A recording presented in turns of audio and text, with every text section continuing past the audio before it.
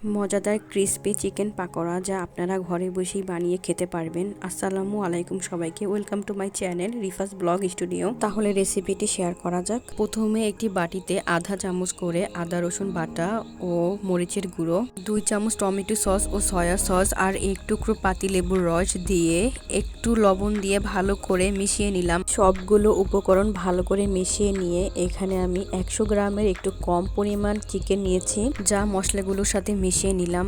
আর এই ছোট বাটিটি 2 বাটি আটা নিয়ে ভালো করে চিকেনের সাথে মাখিয়ে নিলাম। সাথে একটি ডিম দিলাম। আমি যেভাবে এখানে মাখিয়ে নিচ্ছি আপনারাও ঠিক এইভাবেই মাখিয়ে নেবেন। তারপর একটি কড়াইয়ে বেশি করে তেল দিয়ে দিলাম, যেহেতু এগুলো ডুবো তেলে ভাজতে হবে। আমি চুলাটি একদম লো হিটে রেখেছি আর অনেকক্ষণ সময় নিয়ে ভাজতে হবে, কারণ চিকেনগুলো যেন ভিতরে সিদ্ধ হয়ে যায়। দেখতেই পাচ্ছেন কিভাবে ব্রাউন কালার করে ভেজে নিয়েছি। এভাবে ঘরে বসেই ক্রিস্পি চিকেন পাকোড়া আপনারা তৈরি করতে পারেন, যা রেস্টুরেন্টের স্বাদ এনে দিবে।